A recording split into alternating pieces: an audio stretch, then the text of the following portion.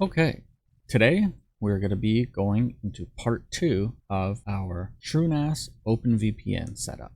I got a few comments asking questions about different types of setups and different features and functionality of the OpenVPN setup that I have. So we can see here that we have an OpenVPN setup and we can connect to our TrueNAS OpenVPN service. We also have access to the OpenVPN SMBShare on the TrueNAS server.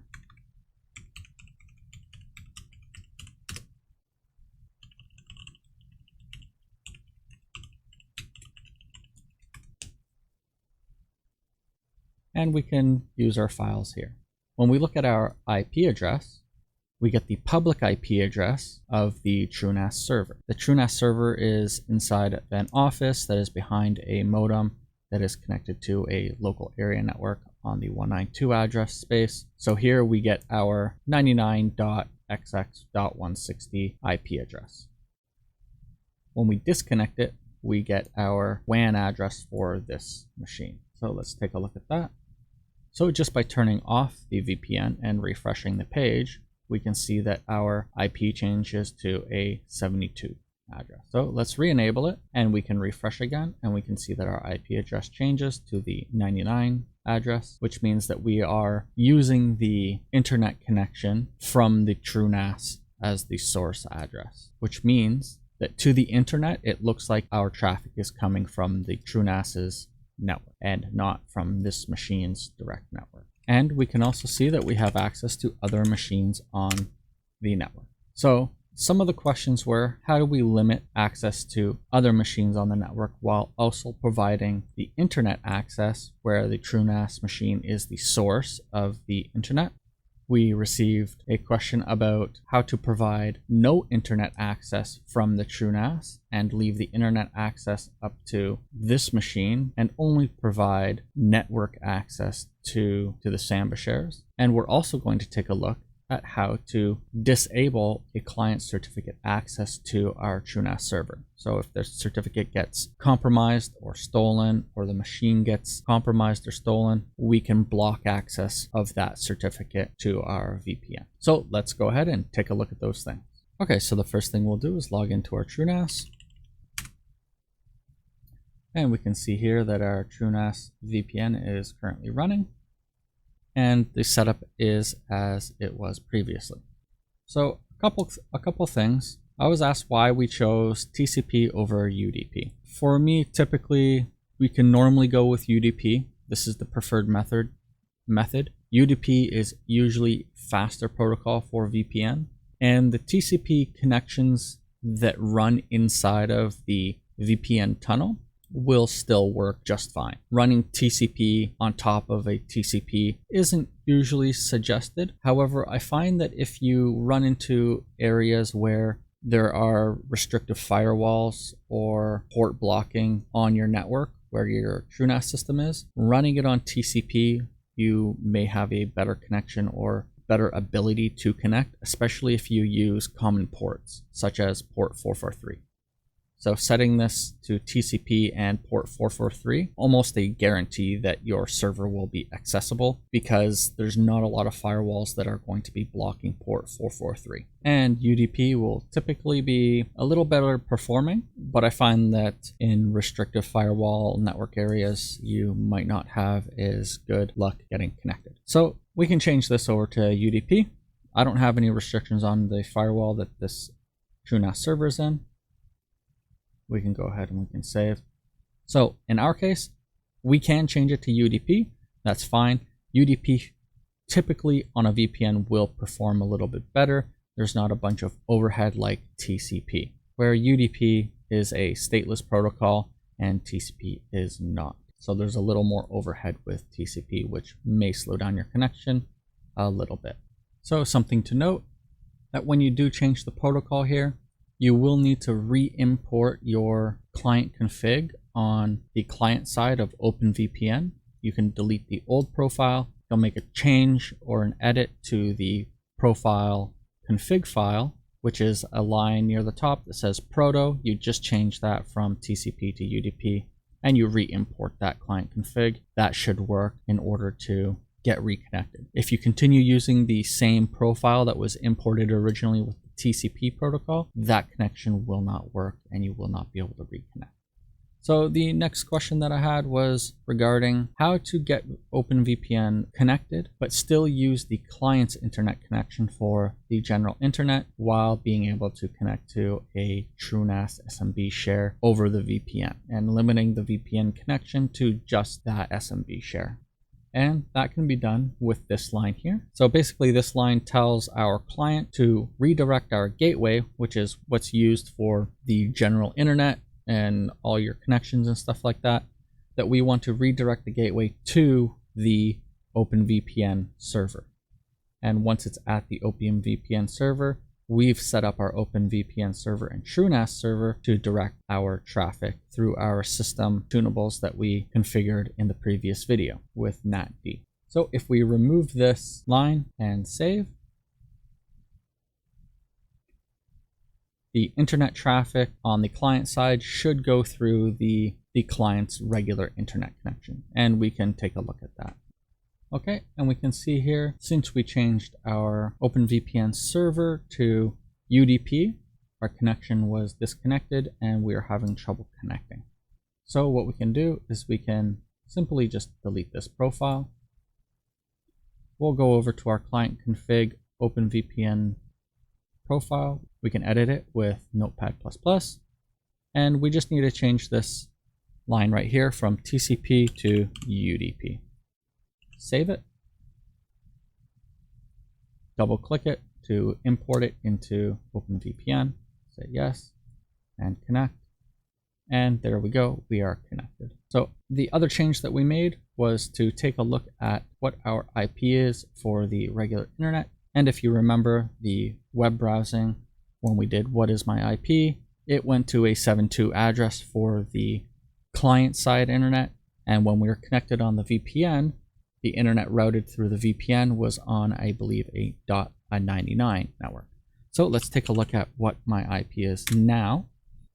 Okay, so we can see here that after we have removed that line from our OpenVPN server additional parameters, we reconnect to our OpenVPN, and when we refresh what's my IP, we still have our 7.2 network.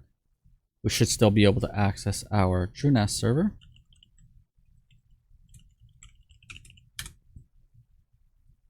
Okay, so we have access to that, and our internet is using our 7.2 network. So the next scenario was, let's allow internet to travel through our VPN and access to the TrueNAS SMBShare, but not other network shares that are on the TrueNAS's network.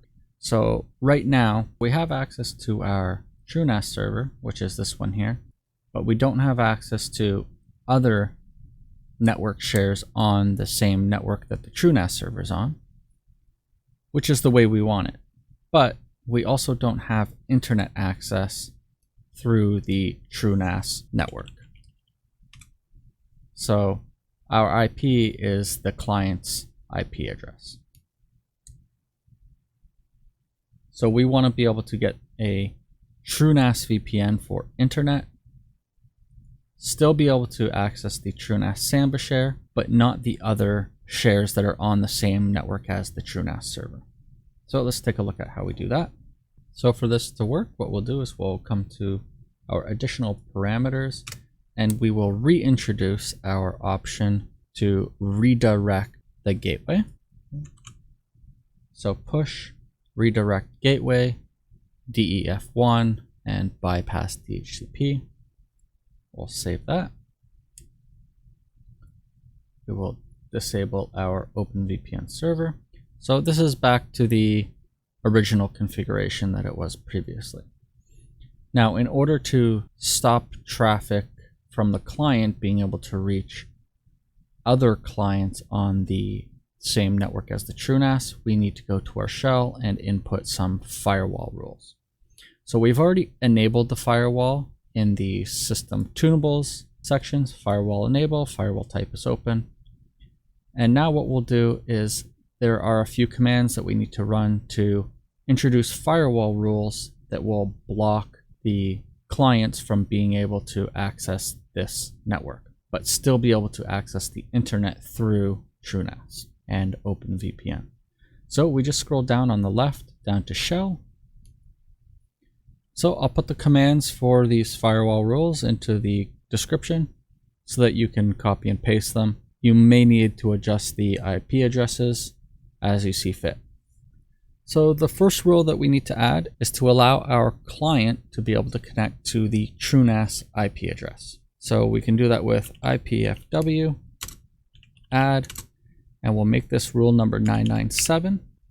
We're going to allow IP from, and this is going to be the OpenVPN Client Network, so 192.168.1.0/24 in my case, and we're going to say 2, and we're going to add the TrueNAS IP address, which is 192.168.0.38, and the DST port, and Samba uses port 445. So if we don't include the port, the client would also have access to the web interface of TrueNAS, which we don't want. We want to limit them to the SMBShare. If you have other services on here, you would add the ports there. So go ahead and hit enter for that. The next rule, we can hit the up arrow.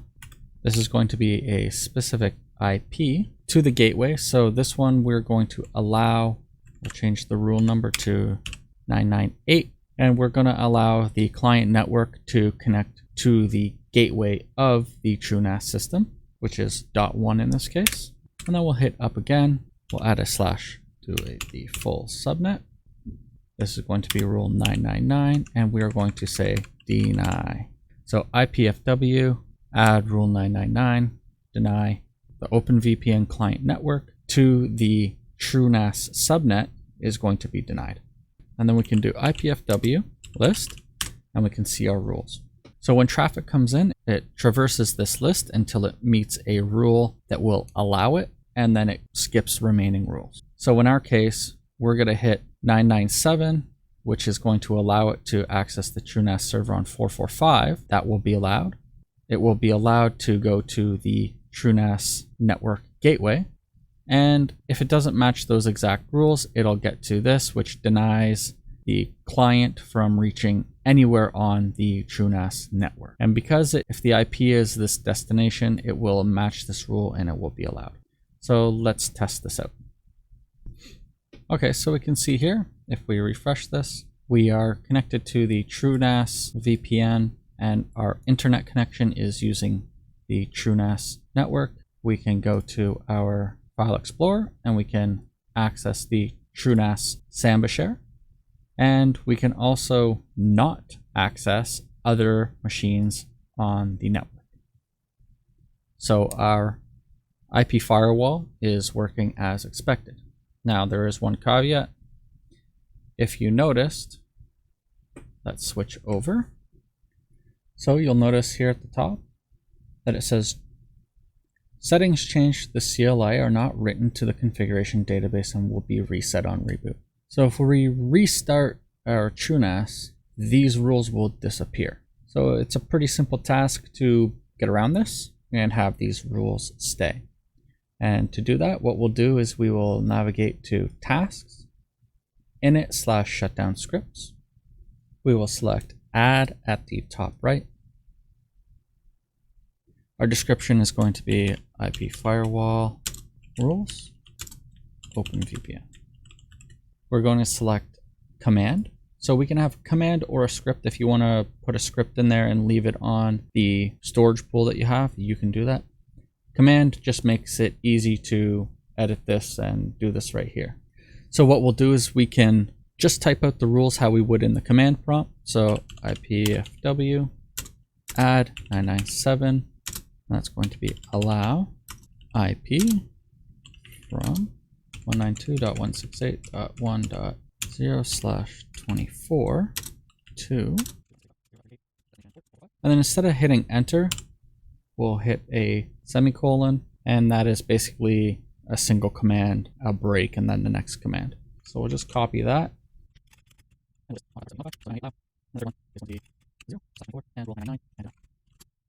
So we should have one large single line with all three rules in it, and each rule is separated by a semicolon there. For the when, we will say pre-init, so pre-initialization. It's enabled, and the timeout is 10 seconds. Submit, and now we have this. So let's reboot and see if our rules stick. Okay, we're back. Let's log in.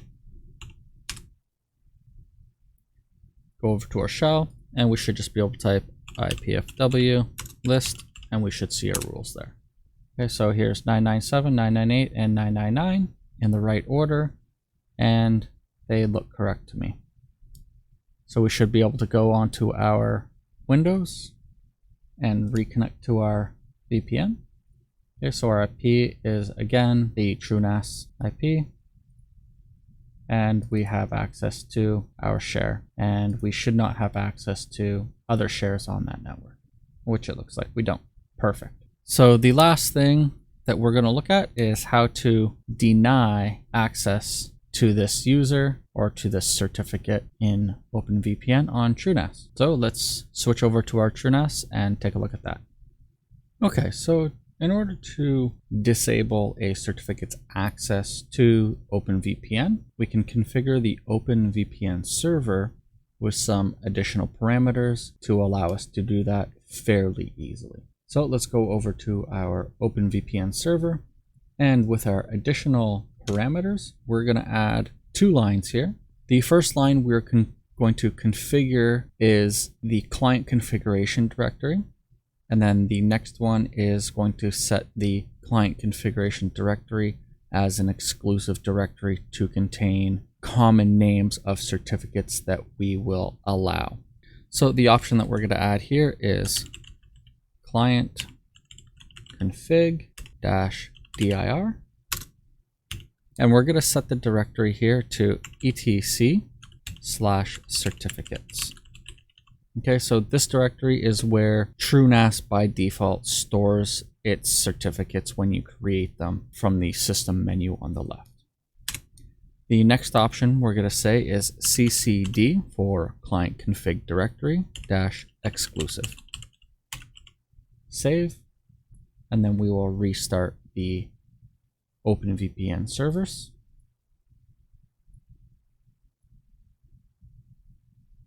And just like that. So let's take a quick review of what this does. So if we navigate over to our certificates directory, we can see here that we have an OpenVPN user, and this is the user certificate that we've been using to connect to our VPN.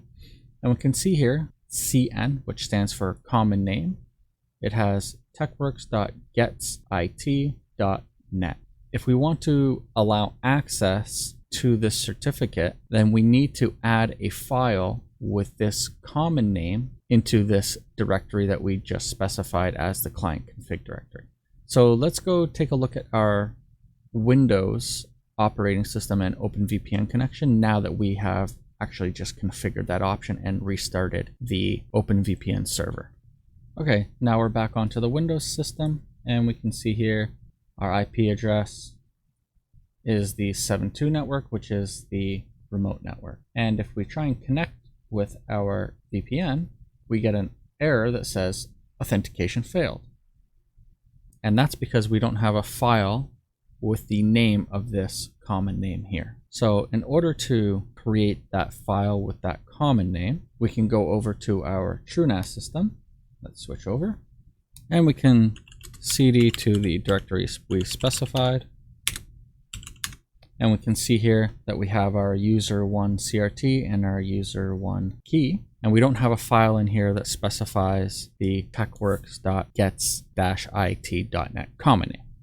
So in order to do that, we can simply just touch techworks.gets-it.net, hit enter, and that should be it. We should now have access. So here we go. Let's try again on our Windows machine, and voila, we're connected.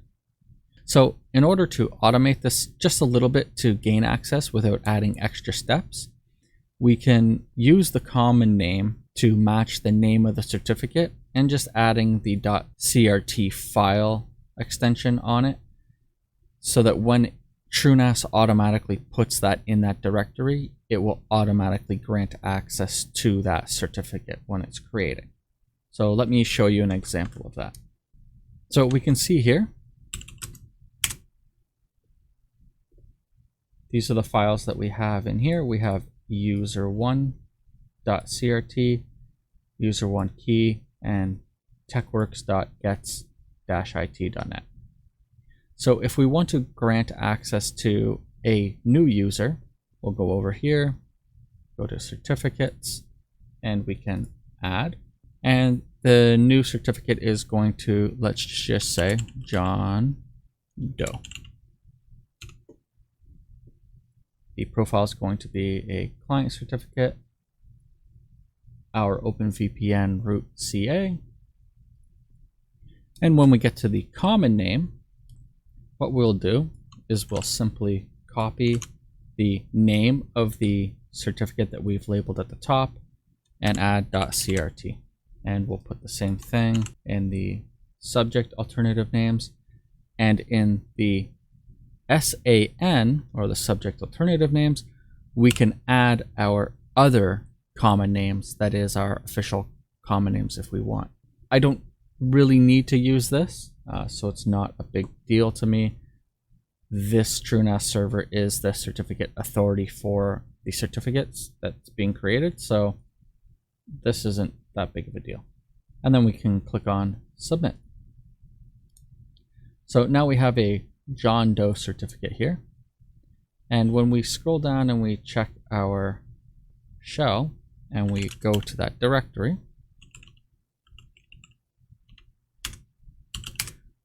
we can see here that we have a johndoe.crt file. So when we create the certificate, we don't need the additional step of coming in here and creating or touching a file that matches the common name file, because it's created automatically as the actual CRT file. So the certificate is the exclusive file that is being used to grant access to the VPN. So without doing any of this, we can go to our services, OpenVPN server, download client key. There's our John Doe key, submit, we'll save file. And let me transfer this over to the Windows machine and we can see it in action. Okay, so this one here is our John Doe certificate. Let's edit it. We will change this over to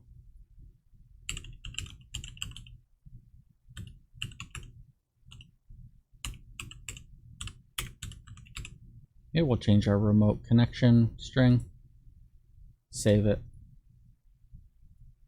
and we can double click it to add it to our OpenVPN, import, and we'll rename it to John Doe.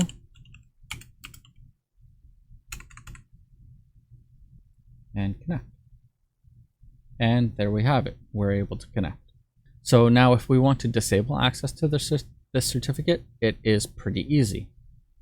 Let's go back to our OpenVPN. We navigate over to our shell, and we simply just need to rename that file. So we can cd to etc certificates, and we can say move johndoe.crt to johndoe.crt.disabled. Simple as that. Now, if we go back to our Windows machine, we can see that we should no longer be able to reconnect to the VPN service. And if you want to force disconnect them, you can just stop the service and restart it. So we can do that. Let's go stop. And that should disconnect the OpenVPN service on the client side after about 10 seconds. So we'll give it about 10 seconds and then we'll start the service back up. And when we get back to our Windows machine, we see here that we've been disconnected and we are not able to connect because our user authentication failed. So there you have it. I hope all of these advanced options for OpenVPN server on TrueNAS has helped you out. You don't even really need to have OpenVPN server on TrueNAS. These tricks and tips can be used on your regular installations in your Linux as well. The setup may be slightly different. You may need to generate your different certificates a little bit differently than you do in TrueNAS. That will be for a different video altogether. So I hope this has helped you out, and I hope I see you in the next video. Bye!